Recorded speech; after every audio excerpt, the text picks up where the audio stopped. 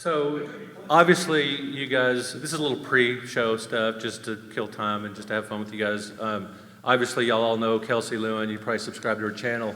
I've started a YouTube show recently, and I don't know if any of you guys have watched the show. I've talked to a couple of you guys, but it's Tales from a Retro Gamer, and if you just look up on YouTube, Brett Weiss, Brettweiss, that's where you can find my show. Indeed, but I don't have like a snarky YouTube name or something. No, you're cool. I actually I started YouTube about 3 years ago, just sort of goofing around with it and not really knowing what to do with it. And I started a podcast with a guy, and he passed away, unfortunately, so that was about 2.5 years ago. And so in the time since, I was bitter. I didn't know what to do. I couldn't even hardly look at YouTube, because we were YouTubers and, for a short time, and then he passed away. But finally, I decided, okay, I need to get back to this. I really need to do this for, it helps bring notice to the books. It's fun, and I have a lot of stories to tell. And so that's what I've been doing just for a couple of months now. And I'm really trying to get to 1,000 subscribers at this show, because when I hit my 1,000th sub, I'm going to tell the worst gaming thing that has ever happened to me. I've only been really serious about YouTube for about 2 months. And so I've gone from 100 subscribers to about almost 1,000 within about a month and a half. So it seems to be growing pretty quickly, but it'll take a while till I hit 100,000, like certain people I know. But yeah, so anyway, I appreciate that. Just doing a little pre-show fun. Okay, cool. Yeah, just kind of. We got a sellout crowd here. Yeah. I don't know who you told them you were paneling with, but. Well, it's early yet. There'll have some, and if this were a small room, it would look very crowded. I know. Yeah, I know. This is the enormous biggest room room I've ever been given. So oh, right.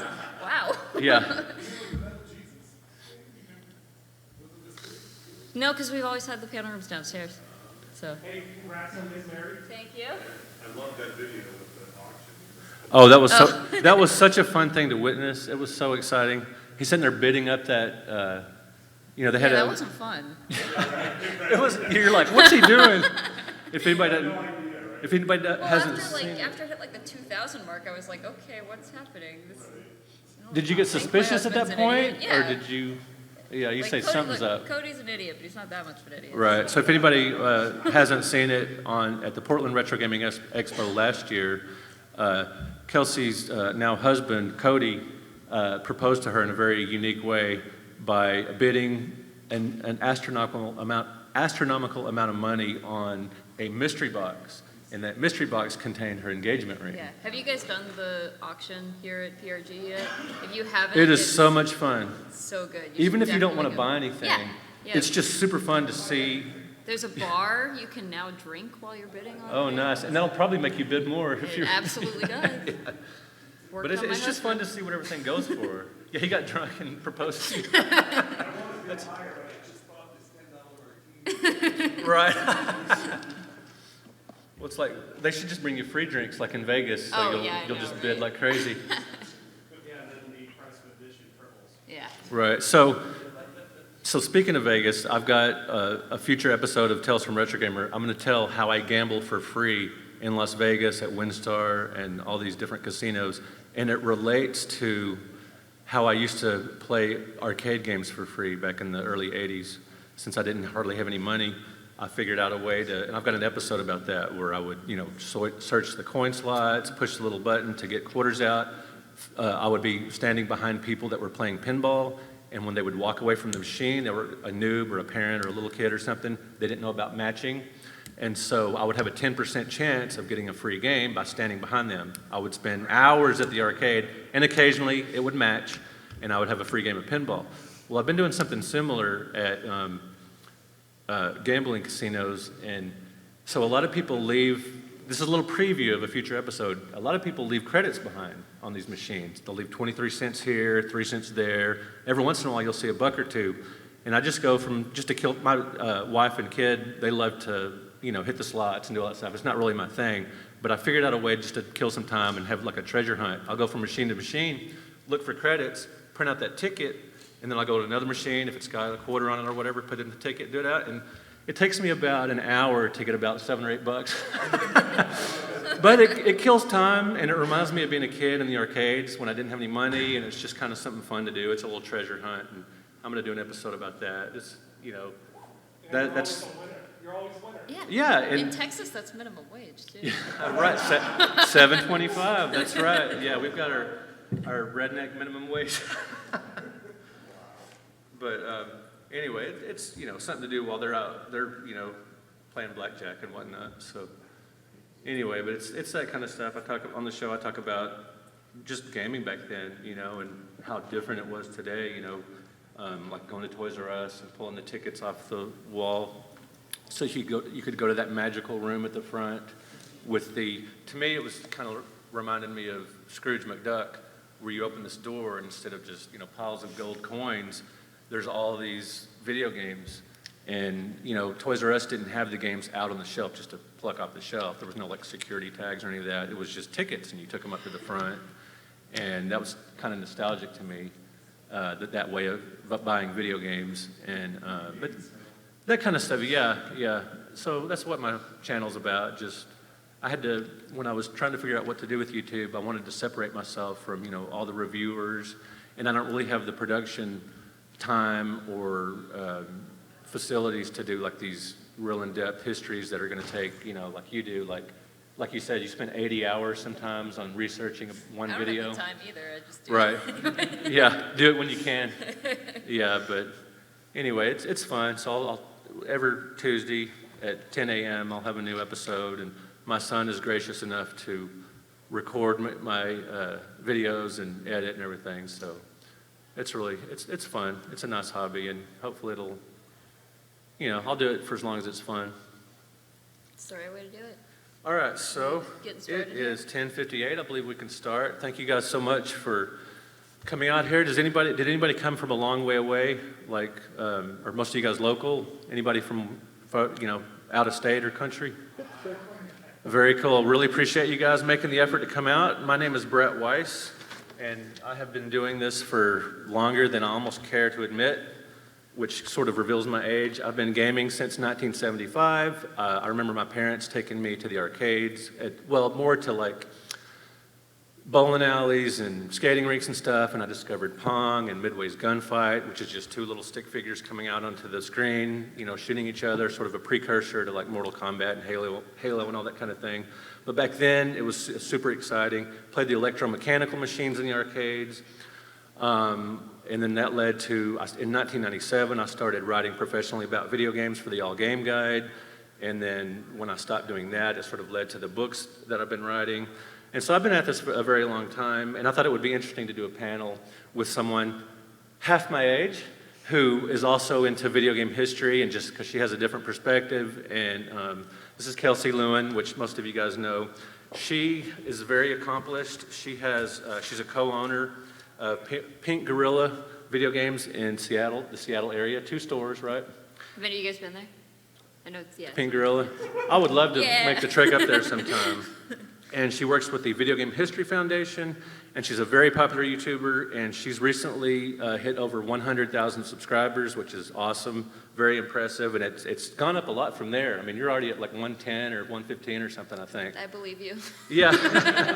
So when you hit 100,000, what was that like? Did it stand out to you? You got like YouTube sent you like a plaque and stuff? Yeah, you know, I mean, it was, well, first of all, the plaque thing, I think they're probably hoping that you don't ask for that anymore, because I didn't get any sort of like, you know, here's how you get your plaque or anything like that. I had to go through customer support and be like, hey, I hit that milestone you guys Right. talk about. When do I get a thing for Well, that? YouTube has changed so much recently with the algorithms, and they're being more stingy. They're not letting you monetize until you have a certain amount of subscribers and views and all that. Yeah. So it's changing. Yeah, I mean, I get it. I don't know exactly how many 100K subscriber channels there are, but I mean, I'm not even I'm in like the top 100,000 YouTube channels. Wow. There's There's- 99,000-ish people bigger than me. It's crazy how much gaming content is on YouTube, and it's really hard to stand out, and that's one reason I tried to do something completely different, you know, with the stories of the 70s and 80s instead of, And so congratulations, that's an awesome thanks, yeah. accomplishment. And so, yeah, right. I don't even know how to do the wacky editing. That takes too much time. Well, speaking of wacky, I've noticed you don't have a wacky YouTube name. You're not the Kelsinator. You're not, Kels. You've got a cartridge named after you, Kelsbert, like Hubert. So you don't go by any snarky YouTube names. Can you tell me basically why did you just? Yeah, so when I got into, I kind of fell into YouTube. It was because I was talking about video games, and that, basically I was just talking about games and kind of caught the attention of Jason, Metal Jesus. It was like, hey, you seem to know what you're talking about, could use a new voice on my channel. And I was like, sure, I could talk about whatever. And I think the first video we did was about Pokemon, something that, I'm That was your first game that you really latched onto. It was, yeah. Yeah. That was, the game I got for Christmas in '98. And see, Pong and Pokemon, that really tells you the age difference. But yeah, so YouTube was never the thing that I felt like I wanted to do, but I knew that I liked talking about history. I knew that I liked talking about games in general, but it wasn't necessarily to be a YouTuber. The first thing I thought I wanted to do was go be like a host. Like, you guys see when you go to GameStop, there's someone like talking about the games, or IGN people who are on the scene at E3 and talking about what they're seeing. So I did events and I did PR before all of that, and I was like, oh, I'm a fairly sociable person. That seems like something I could do. And I found out that's not what I want to do. But the reason I kept my name was because it's like, I'm trying to put myself forward, not like a persona, not like a, different version of myself. It's just me. Right. And it's a lot easier to search someone's name than it is to search, like, some people have very memorable ones that. Does anybody have any recommendations for Kelsey on what her YouTube name might be? any funny nicknames? See, I do too. I think. I'm always keeping it. That's right. That's who I am. So. I don't mean that seriously. I just thought so. I sort of had the same view going into YouTube. I've thought about a couple of different things. The Bretro Gamer, which is, I thought, okay, I'm 50 years old. I really don't need a goofy name like. Yeah, I don't really need to do that. And plus, as a lot of people pointed out to me, since you've been a writer for so long and since you've got all these books published, you really want to put your name on there. Yeah, you already have a brand. Yeah, I already have a brand, and just to, if people are curious about me and they already know me from my books, there you go. No need to trick it up beyond that. So recently, you've been working with the Video Game History Foundation for a while now. How long? So the foundation was founded in February of 2017. I started bugging Frank in March. So I would say I've been involved in some capacity since like April of 2017. And just recently you were promoted? Yeah, so I'm the co-director now. That's sort of been in the works for a while, since about May, but I don't think it was announced until August or September. So basically 50% of the foundation, we're a 501c3 nonprofit. Our main mission is to make sure that historians have the tools they need to tell the story of video games. So someone like a writer would probably really benefit, and we can talk a little bit more about this, would probably really benefit from having access to kind of primary source materials, the original press releases. Right. How much easier would your job have been writing these books if you could look up a stack of all of the original press releases for all of these games? Oh, absolutely. You don't have to rely on Wikipedia, fact check. You get to see from the original sources, maybe the intention of the game, what they were going for. Well, when I started writing my first book, Classic Home Video Games 1972 through 1984, back in 2006, it was a lot harder to find information about the games, especially the developers, and just, online manuals weren't as prevalent. It's a lot easier to find. If I have the games, or I borrow the games, or I emulate the games, you really need the original manual in some form, whether it's HTML or a scan or something. And it's a lot easier now to find information than it was. And moving forward with the History Foundation, it'll even get easier to find. Yeah. So we work with media materials, we work with development materials. I know your books don't necessarily cover the development of the games, but when you're telling a story about a video game, it's really good to have that kind of information. You can learn a lot of new things about it that way. And I think that's something that, right now, you just kind of have to I mean, maybe someone scanned it and put it on the Internet Archive if someone's found it, but for most games, there's very little out there. Right. So that's what we're working to fix. That's one. So when I made the transition from the classic home video game series to the SNES Omnibus, that was one of the reasons, because the books do have some development, like Steve Wojta and some others, one of the old Intellivision Blue Sky Rangers, several people that worked on games of this era do have some stories in there. So I wanted to include a little bit of that. And I want to plug a friend of mine's books called The Minds Behind the Games. I don't know if you've heard of these books.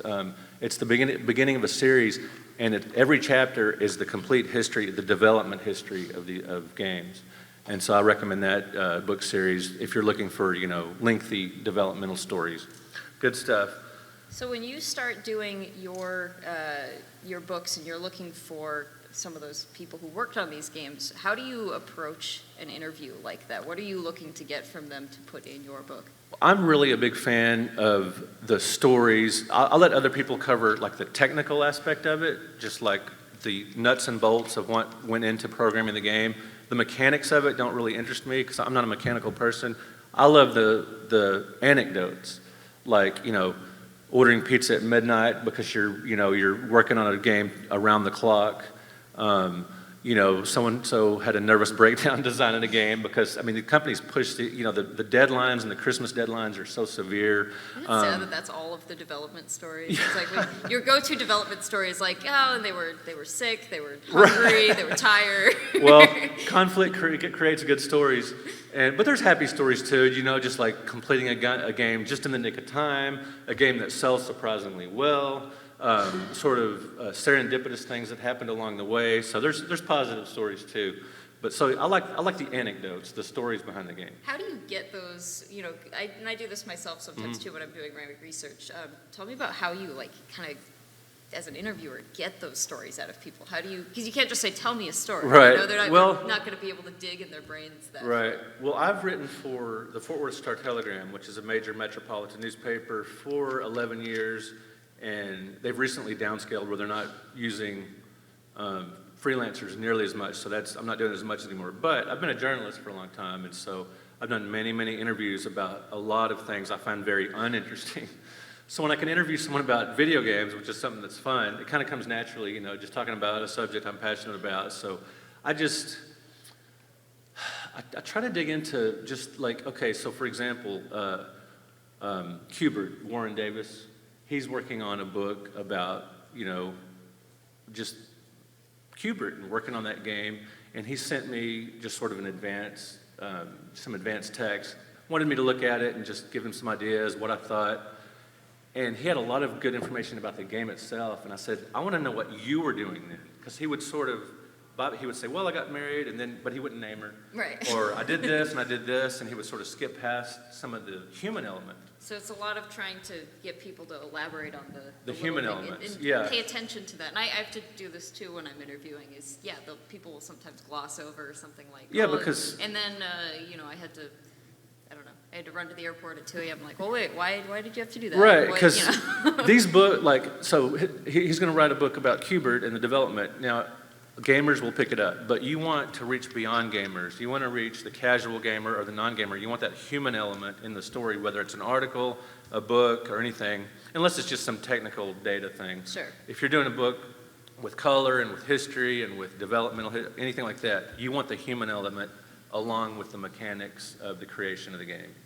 People like stories, they like heart, they like people they can relate to, aside just from the dry facts. So speaking of stories, now if you don't mind, Kelsey did write a story for the SNES Omnibus Volume 2, and if you guys can indulge us for a moment, would you mind reading your story out of that book? Yeah, sure. So, you have it open? Yeah, I've got it. I just so happen to have it marked in that place. So she was kind enough to write a story about Packy and Marlin, which is a pretty obscure Super Nintendo game. Yeah, you gave me that list, and this was my immediate answer for this, which maybe is weird. Because you're really fascinated by unusual, unique, and interesting games, oddball and quirky stuff. And this is the genesis of how you started getting interested in that kind of stuff. All right, so I will read this to you. I'm not going to do voices though, because there's quotes in this. So, Kelsey, you have to check out this game. I was still training at my new job at a little retro video game store in Seattle called Guerrilla Games. My boss, a longtime game collector, held up a Super Nintendo cartridge that appeared to feature 2 fully clothed elephants grinning. It's a game about diabetes. I've never seen such a weird concept in my life. Elephants with diabetes, I was fascinated. Looking back, Packy and Marlon is not all that crazy. At its core, it's an okay platformer that forces you to learn as you play. You have to eat healthy and give yourself insulin shots to control your blood glucose levels or else repeat the level. It's just one of the many edutainment titles produced in the mid-90s, and believe it or not even the only diabetes-based game on the Super Nintendo. For all the ridiculous entertainment games seem to get, Packy and Marlon is not a bad game. It's not insultingly juvenile like its predecessor, Captain Novolin, and while diabetes is clearly the focus of the game, it's not so heavy-handed that I could not enjoy it. No one in my family is diabetic. I have little use for the diabetes education I accidentally got playing this game, but it inspired something weird in me. I played Packy and Marlon in 2012, and since then my game collection has morphed into a celebration of oddball, obscure games and hardware. Among the handy sonar fishing attachment for the Wonder Swan, I have the Game Boy One in the museum downstairs, by the way.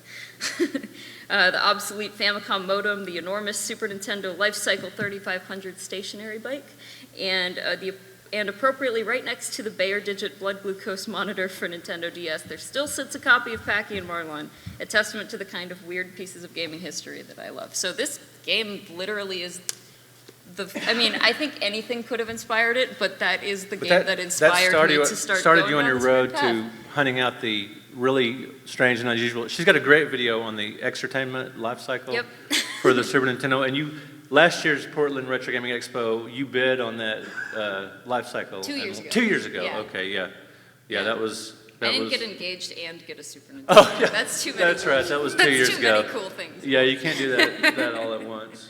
Yeah, I didn't buy anything last year. Not a thing? No pickups video? Well, I didn't buy anything at the auction. Oh, okay, yeah. But like I said, it's still fun to go to even when you don't buy anything. Yeah, it's great. It's the most fun time. You ever want to be in a room full of drunk nerds getting excited over signs and sometimes there's development material. 2 years ago there was the source code for Yar's Revenge was in the auction. Yeah, people were nerding out over just printed pieces of paper because it's... Everyone cheered when the auction got over $2,600. $2,600, so right. It was anyone have $2,600? A couple people raised their hand and then the whole room went crazy. It was great. It's so much fun. No doubt. So if you, speaking of your YouTube and all that, what are some challenges you've had with your channel beyond just time? I think the biggest issue I have, and it's not that much of an issue, it's really just when I do, my best videos, my best work is probably still the Gluco Boy video, which is blood glucose monitor for the Game Boy Advance. I put an insane amount of work into that. I have hours and hours of interviews I did with both Paul Wessel, the guy who invented it, and then Brad Butler, who is the lead designer on it. And you know who cares? No one. No one cares. So it is still my least watched video on my channel. It's just such an obscure, definitely my interesting best topic. one. It's the best information. I saved the game. That ROM was not out there until me. There's Oh, wow. Yeah, and it's not the full ROM because no one's found a copy of Gluco Boy except for the one that's in a glass case at the Bayer offices. But I have a development one. So it's, it was a big deal. So my biggest challenge is just getting people to care about the same kind of weird stuff I do. But honestly, in general, I've been surprised by how much people do care. Yeah. I didn't think that people were going to start watching my stuff and caring about the research I did. And even if, it's 32,000 people that saw that one as opposed to 80,000 or whatever, that's still 32,000 Still a lot of people. that That's a lot of got views. to see, got to learn about the Gluco Boy. And that's probably more than I ever expected Gluco to Boy, get. that's such a... It's so good, right? Maybe that could be your new YouTube name. No, it's trademarked. Gluco Girl. You can. You could be Gluco Girl. Oh, I hope absolutely. so. Yeah. Well, Gaming Historian just did a video on it. Yeah. I saw something on your channel where somebody had the exercycle hooked up to something in the cabinet. It was like a Super Nintendo with a Super Game Boy. Yeah. And a Game Boy Sonar. Was that on your channel? Oh, with the Game Boy Sonar? Yeah. Oh, no, that's not me. It was a link from your channel. It was really weird. Huh. I didn't get all the way through it. So my biggest struggle with YouTube was, as I've mentioned before the panel started, so about 3 years ago, I decided I need to do something with YouTube because that was obviously the way things were going. You know, if I had published these books in the, in the 90s or something, they would sell so much better because there was so little like it and there was so much less information online. But, with popular YouTubers writing books and things, and I just thought I need some kind of YouTube presence that would just help visibility, it would be fun. And so I had started a channel with a guy named Curtis Newton.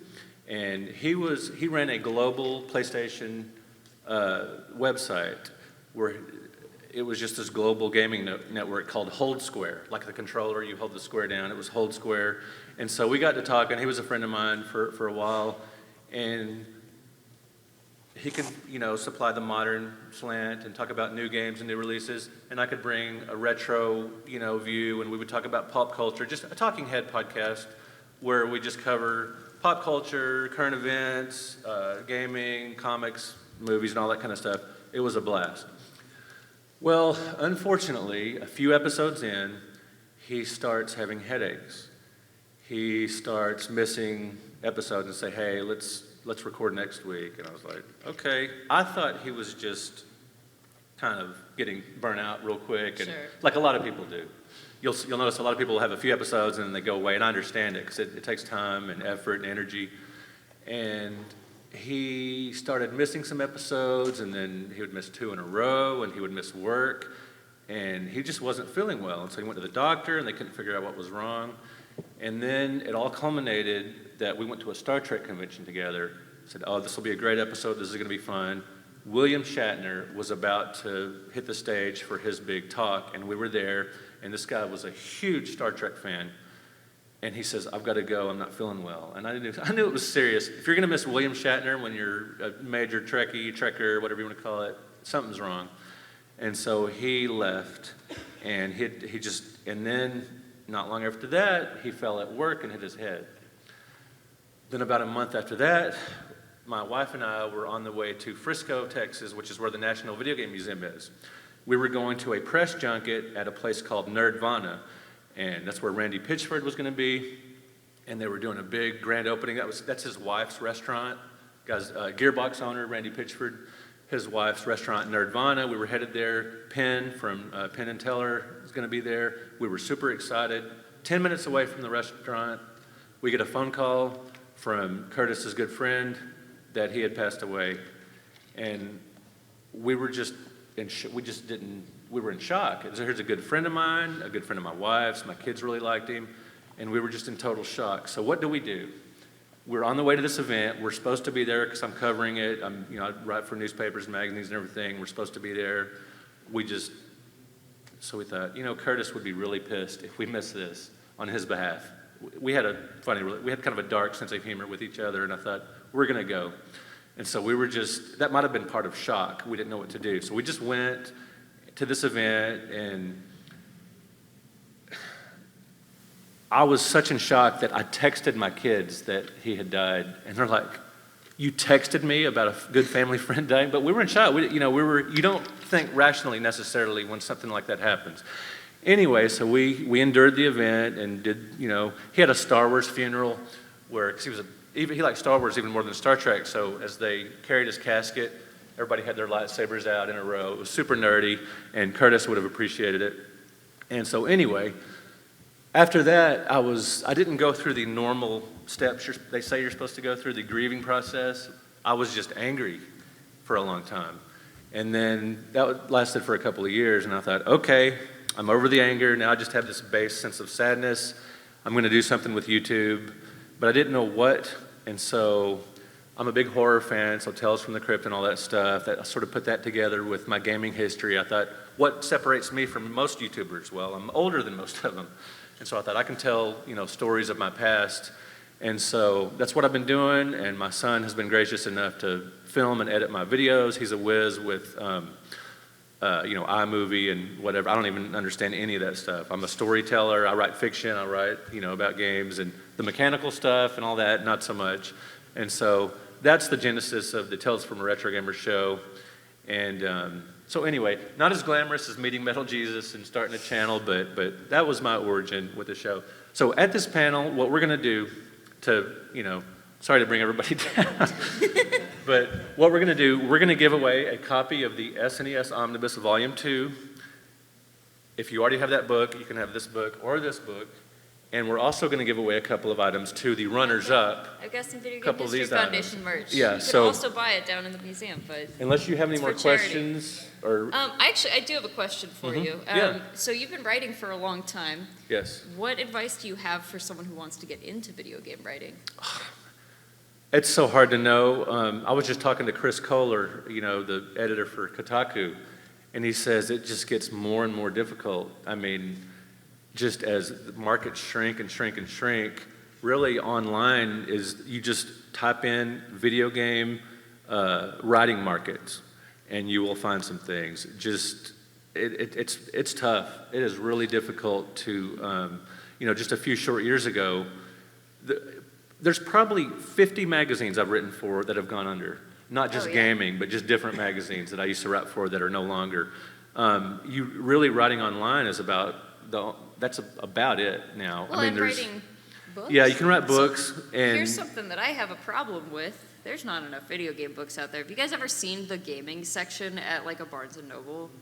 It's like literally just Fortnite and Minecraft books. They're not like books. Yeah, if you're Yeah. lucky, you get the Hyrule Historia. Like you might get, Console Wars or, Right.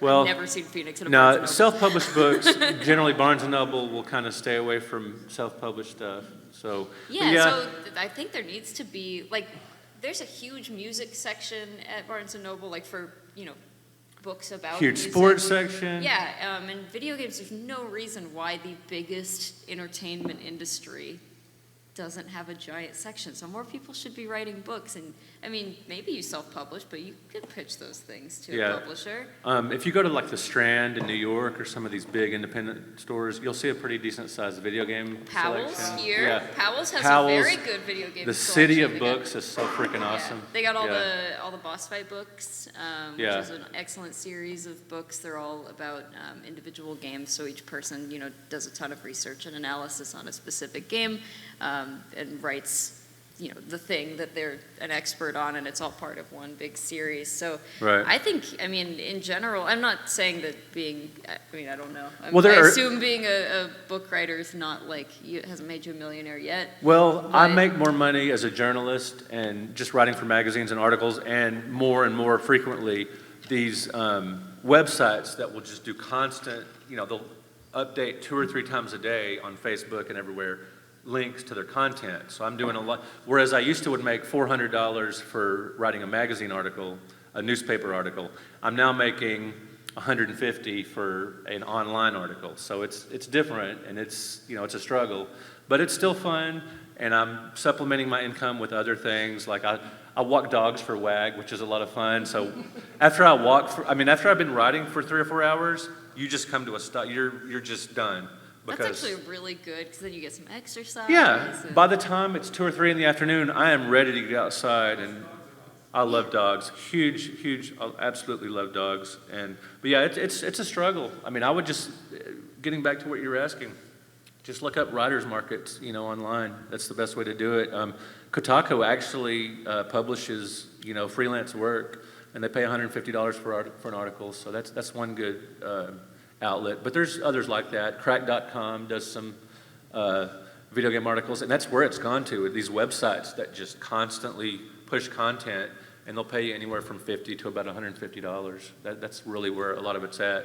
And if you happen to be, super famous, like a YouTuber or something, it's a good way to promote your books, and so that helps. But book sales have been very steady for many years now. And it's funny, some people say there are too many video game books just because it's actually a subgenre now, whereas before, when my first book came out in 2000. Where are all the too many I know. video game books? Well, just because there are some now, they're saying there are too many, but there are so many fields uncovered. There are systems that don't have complete guides. There are legendary programmers that don't have biographies. There's a huge untapped. Yeah, there's a lot, there, You know what I mean? there are. What I appreciate about your books is the comprehensive. You got every game for the Super NES in those books. Thank you. That's amazing. Thank you very much. It's quite an undertaking, but it's always fun. And I always say, anytime I finish a book, I tell my wife, this is my last book. And she just laughs at me. So I might take a month or two off, and I get that itch again to start, my OCD gaming books. Oh, okay. Any announcements? No. Yeah. Do you have any writing plans in the future? Are you going to write a book someday? Yeah, I would love to.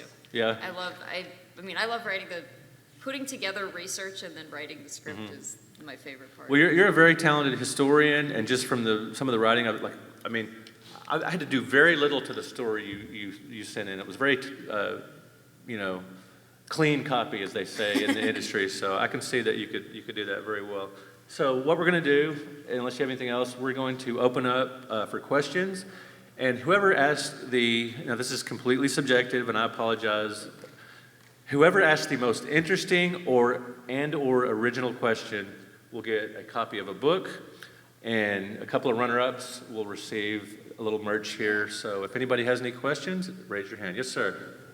So you talk a lot about the old arcades and places you used to hang out. Yeah. Other than the games, is there anything particularly memorable about one of the arcades? The layout, the food, the people, the location, anything that really sticks in your mind? Oh, absolutely. So my two primary arcades were the Land of Oz arcade at the Northeast Mall in Hurst, Texas, which was a suburb of Fort Worth. And I just remember, so not only did they have this amazing arcade, they also had a movie theater with an arcade. And I remember, playing Time Pilot and then going to Pietro's Pizza to get a slice and then going to Orange Julius. It was just, you could spend the whole afternoon at the mall and just even go to Musicland and buy a ColecoVision game. I mean, it was just incredible. Malibu Grand Prix was amazing because it would just be rock and music, and it was still at the time when it was slightly seedy, arcade. It kind of toted the line between family friendly and slightly seedy because you could drink and smoke and everything, and they had rock and music, and they had pool tables and a snack bar, and my brother and I would go to Malibu Grand Prix every Sunday night, and other times too, but Sunday night was our thing. We would go for 5 or 6 hours. He might have $1, I might have 50 cents, but we would stay for hours. We were pinball wizards. We would Dolly Parton pinball machine and Hot Hand. We both mastered those pinball machines where you could win multiple games with one quarter. So we would tally up, 7, 8, 9, 10 games, and then we would sell those for 2 for a quarter to people so we could play video games, because video games would take your quarter in just sometimes literally a few seconds, if you're playing a really hard game, or a minute or two. Whereas pinball, we got so good at playing pinball, and like I said, we would look for credits, we would look for tokens, and back in the day, a lot of people would reserve the game when they're in line. The person playing it would put a quarter on the marquee or on the top. Every once in a while, we would find a token left on the top or behind the machine. Not while they're still there. Yeah, no, right. Just randomly. We would just walk around literally looking for tokens. And we got to the point where we kind of fudged it a little bit. We would, if we thought a game did us wrong, like a ball got stuck, we would go tell them that the ball got stuck and get a token. Now that was above board. But then we started if we just felt the game was unfair, we would go tell them, okay, this game, blah, blah, blah, and they would give us a token. And we thought, no skin off their back, it's just a token, we don't have any money anyway. So I guess we sort of justified it in our minds. But we were teenagers, we were just, goofy kids. Yeah, I guess so. But I won't tell. Yeah, but just great memories of hanging out in the arcades. They were sort of our speakeasies for teens in the 80s, it was just a lot of fun. And I'll never forget, there are a few defining moments, like in 1976, discovering Breakout. And that was sort of like, wow, this is Pong by yourself, and you're knocking bricks out instead of just, batting the ball back and forth. So that game made me sort of decide that I might like video games even more than pinball. And then, then it just went on from there to Asteroids, Defender, Pac-Man. And real quick, I went to junior high school, what mostly people call middle school now. It was about 1.5 miles from my house, and I would ride my bike to school every day. Well, I would get up early to go to Quickway, this little convenience store around the corner, and this was before anybody cared about truancy or any of that kind of stuff back in the wild and woolly 80s. And so before school, I would play Asteroids, Pac-Man, and Phoenix. They had those games, and then after school, I would go by and play after basketball practice. And I got so good at Asteroids, I figured out this trick where if you fly straight up the screen and leave one slow-moving rock, you could just leave that rock and you could shoot flying saucers.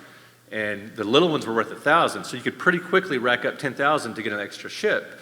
So I got so good at that game, one night at Quickway, I was there 4.5 hours. This was before I even knew marathon gaming was a thing. I didn't know anything about Twin Galaxies or any kind of tournaments or anything. And I was just sitting there for 4.5 hours playing Asteroids, and there were ships lined up like trees across the top of the screen. And they finally kicked me out because they were closing. But that was memorable. And then I started doing the same thing I would do with pinball. I would play Asteroids. I'd go to an arcade with 1 or 2 quarters or find a token if I didn't have any money and play Asteroids, and I would line up all these ships, and then I would sell those for maybe a couple of bucks because people would see that there were tons of ships on there. So then that would give me money to play other pinball machines or other video games and stuff. So got a lot of great memories from the arcades. Anybody else? Yeah, I'm curious. So I'm 42, like closet gamer for a while in my life, kind of just now embracing it. Right? I think a lot of us got a lot of crap for it when we were younger. So at this point, like I'm totally all in. I'm searching out everything I can find, learning about the history, learning about this and that, the things that I missed. And you go on YouTube and you see all these, it's like a 15-minute video on one specific subject, 15-minute video on another specific subject. So, and it's great, but I feel like kind of jumping around, right? It's a rabbit hole for sure. Yeah, so exactly, it's a rabbit hole. And so I'm wondering, you've done a lot of research writing these books. What would you suggest for somebody who wants to build like a solid foundation of like the history of it, kind of from the bottom up? He says to buy my books. No. Well, a good starting point is Phoenix, written by Leonard Herman. He's known as the godfather of video game history. He's here with a booth, and he wrote the definitive and first serious book on video games. Back in 1994, there were no serious video game history books that were comprehensive. And his books, his book, Phoenix, is the perfect companion to my books because my books cover each game cartridge, each game. His books cover each console. So every chapter is about a console, and it's a very comprehensive. And so that's a good starting point. And You just carry that around with you? yeah. Did you get the color or the black and white? Oh, nice. Yeah. I need that hardcover. Right. So if you're, yeah, I've got the first edition. As a matter of fact, Leonard Herman recently told me. So he published the first edition of Phoenix way back in 1994, and he could not find a publisher because back then publishers, they're like, what, a video game book? That was just almost unheard of back then. The only things you could find were just little kids guides or just maybe tip and trick books, those little paperbacks, and there were a few other things, but there was an Atari book, but not much at all. And publishers just didn't know what to make of a comprehensive video game history book. So he could not find a publisher. So he self-published it, and I found an ad in, I think, Electronic Games Magazine or something, but he told me I was the 4th person to buy his original Phoenix book, which I thought was really cool. Yeah, so I discovered video game fandom in 1990 and 91 around that time with the 2600 Connection. That was the first video game fanzine in 1990. And then the digital press fanzine started in 1991, and you can still find those online if you just Google. That's another good starting point for video game history. Look up the 2600 Connection and the digital press fanzine. Those are two excellent, well-written fanzines, written from a lot of different perspectives. There's a lot of history there. And so anyway, yeah, Phoenix and those, and of course, my books. And Kelsey's channel. Oh, that's not wide breadth. That's very narrow. It's narrow, but it's still very narrow fascinating. But yeah, if you want a broad approach, you've got comprehensive game guides, you've got Phoenix, and you've got these interesting fanzines. So anybody else? I also like Yes. oh, sorry. Oh, go ahead. I also like if you go to like racketboy.com, there's just kind of like a general, especially if you're getting into the collecting part of it too. They have just a general 4 paragraphs for every console that's kind of like here's the things that people liked and didn't like about this thing, here's what made it interesting, here's like 5 games you should play. Right, yeah, Racket Boy is a good site. Yeah, so it's a good site for that, especially if it's something you hadn't like really heard of much. You're like, what's a Vectrex? What's the Bally Astrocade? You know, like it'll give you a little bit of context for that. Yeah. Sorry, Yeah. go ahead. Next one. Next Okay, person. he was first. So. We'll try to do rapid fire. Yeah. You're from the older generation, you're from the younger generation. I have a question. I want to know, I mean, you skew more towards retro stuff, but what game of the current generation impresses you the most? And conversely, what old, I mean, I'm talking old, like Atari, maybe, around then, fascinates you the most? Well, I consider modern PS2 to the present. My favorite game from the modern era is Maximo Ghost to Glory. Absolutely love that game. I'm a big fan of the third-person 3D hack and slash. I love God of War. I love both Maximo games. I even like the lame Conan game on the 360. You know, so that kind of stuff. The Ninja Gaiden remake that's just brutal, hardcore, and So you're talking about stuff that it's actually almost, it's like a spiritual successor to. yeah, it's kind of retro in that sense. Yeah. Okay, Spider-Man for PS4, I spent a lot of time with. I beat Mario Odyssey, that was a lot of fun. Wind Waker, again, those are kind of retro-inspired at least. But yeah, that kind of stuff. I don't have a like definitive answer to this, but the one that came to mind for me is the Chuck Norris game on the Atari 2600. Oh, that's great. And I'll tell you why. That game, as far as I can tell, invented like the RPG encounter mechanic. So you're walking along this path in this game as Chuck Norris, and you get into random encounters. Yeah. And it changes the screen, and then you have an enemy that comes on screen, and you kick them or whatever. It's also an early beat 'em up. What's that? It's also an early beat 'em up. Yeah, but it's like the random encounter system on the Atari 2600. What's Yeah. Yeah. Yeah. Good Yeah. stuff. Okay, anybody else? You and the glasses right here behind the guy in the glasses. Yeah, sorry. One of the most interesting parts to me about video game history is that it's very much in what's considered living memory. When you're doing your research or when you're studying topics, do you ever feel a sense of urgency? In a sense, it's kind of macabre, right? That most of the stuff is. Well, I know people that interview a lot of developers right now just for that, because a lot of them are getting into their 60s, and the very early guys are getting well into their 60s, and you know, you hear about these rock stars dying in their 60s, and yeah, there is a little bit of sense of urgency, and I know that for a fact. A couple of guys I talked to that interview developers, they've said that exact thing. Yeah, I mean, I describe what we do at the foundation as stopping the bleeding. Like it's, we're racing against the clock here, and we're not going to finish it. Like we can't fix everything because people are Right. dying. And you in the black here on the front. Okay, so just a silly question. If your book was a game, do you consider it a retro game, or a modern game? I would consider it a modern game with a retro slant, because it's like the Super Nintendo books, you know, very modern production, but it's very retro. So that's kind of an odd question, but Yeah, no, I like yeah. it because I don't know how much like encyclopedias of stuff like this existed. I feel like I mean, maybe it's not like a modern thing, but this isn't the only book to do an encyclopedia of like a specific thing, Yeah. right? But I see that a lot more nowadays. Like you'll see these books that are things like the history of the NFL in 100 objects, or like Yeah. it's not quite the same thing, but you have sort of these like narrow focused but hardcover. We're going to try to cover everything. Well, the publishing industry has changed so much that publishers want to publish something super nice that you can't replicate on the screen. Yeah. They want something heavy, something with lots of color, something that, you know, that will last a lifetime, that kind of thing. Yeah. Okay, who's next? You.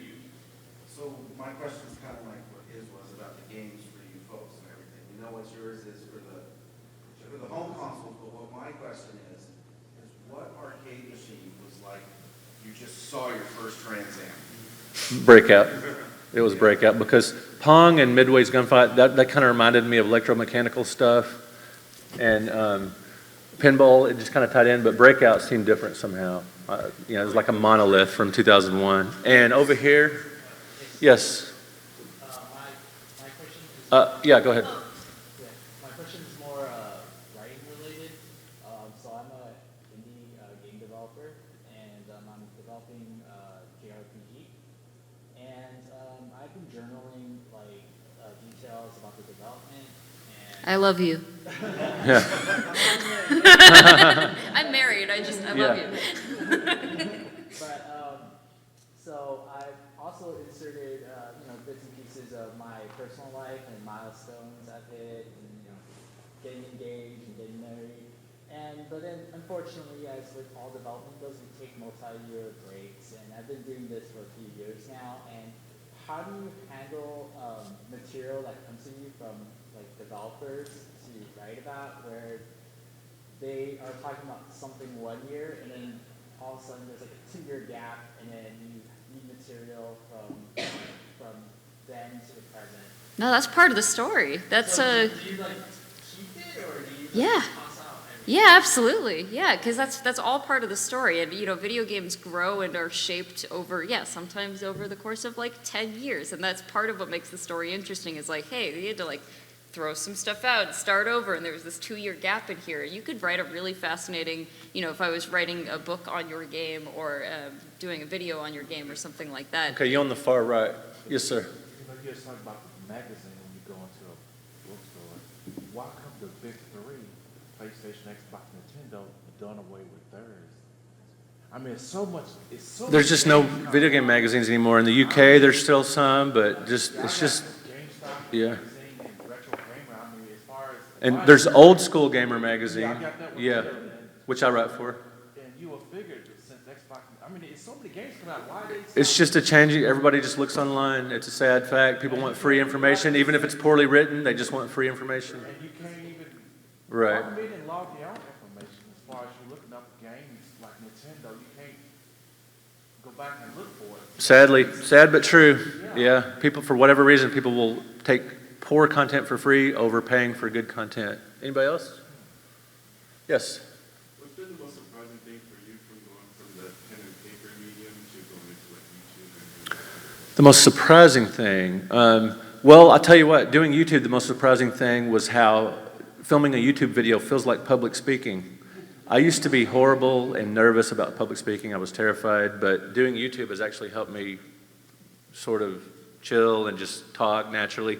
That was surprising to me, because it's just me and my son in a room and a camera, or maybe me and my podcasting partner before, and that's been a surprise that YouTube feels like public speaking, and to me at least, in some strange way. And you? Yeah, just a quick question. So in your research, have you come across, you thought you know everything about a game or a subject, and kind of caught your eye, you didn't know about the development or the release, or? I wrote a book called The 100 Greatest Console Video Games, right here, 77 to 87. And so I grew up with that era, and all my two best friends had a Fairchild Channel F, Odyssey 2, on and on and on. I had tons of friends with tons of consoles, played all their games, and I discovered there was a game for the Odyssey 2 called Killer Bees. It's like no other game ever published before or since. It's absolutely phenomenal. That shocked me, what a cool, interesting concept that was, and I was surprised nobody's done a game like that before or since, and it made the cut because it was just fast. It's a great, quick action game. And that's been a surprise. I mean, just some of these hidden gems, games, and that. Gem and not something you already knew, like, hey, Yeah, I had. Contra. I didn't know anything about this about Contra or something. Yeah, before I started. Oh, go ahead. I was just going to say, for me in my research, there's almost always something surprising, especially if you get interviews with people. A fun one that some of you guys might not know is that Animal Crossing, the original Animal Crossing, started off as a Diablo clone. Yeah, it was going to be a Diablo game with like animals. Well, that went far afield. Yeah, exactly. So there's a lot more to it than that, but that was the one thing that made me be like, what? Yeah, so we're surprised along the way. I remember being surprised that the 7800 was test marketed in '84, and everybody thinks, okay, it only came out in '86, but it was actually briefly test marketed in '84, and I learned that along the way. We're still, both of us. We're still learning as we go. We learn new stuff all the time, And speaking of that, as soon as I hit 1,000 subscribers, as I mentioned earlier, I've got this horrible story to tell that just was embarrassing, and it cost me a ton of money. That's one of the gaps in my knowledge is from that. So if anybody wants to sub to Brett Weiss, I'd appreciate it. Kelsey Lewin, she's on YouTube, obviously, and if you want to subscribe to her as well, that would be amazing. So who should we award a book to? What question did really stick out to you? I don't know. This was your idea. Okay, so everybody that asked a question, here you go. So in 1998, the last Sega Genesis game was published, and it was an arcade classic, pitch perfect port. Does anybody that asked a question know what title that is? Yes, sir. Not Outrun. Frogger, you are the winner. Ding, ding, ding, Yeah, ding. that's great. These are $50. I do have them for sale here. I've got a booth out. I'll Kelsey's sign got- them for you. Yeah, I'll autograph them for you. Kelsey has. Of course. Yeah, absolutely. So do you want volume 2, volume 1, or the 100 greatest? Okay, and Kelsey, she'll be happy to sign the 3. And 2 runners up. Who wants them? Who can use these items? All right. Okay, take the hat. And the question about the book, retro, yeah, you asked whoever asked about, are these, how did he phrase it? If your book was a game, would it be a retro game? A retro or modern game? That was Yeah. the most original Yeah. question, so you get that one. All right. All right, guys. Thank you guys for coming. Yeah, it's been a lot of fun. Thank you for the questions. Thank you for showing up. I really appreciate it. You can find me in the museum basically all show, so if you have more questions. And you've got a couple more panels. I do. Yeah. So find us in the vendors room.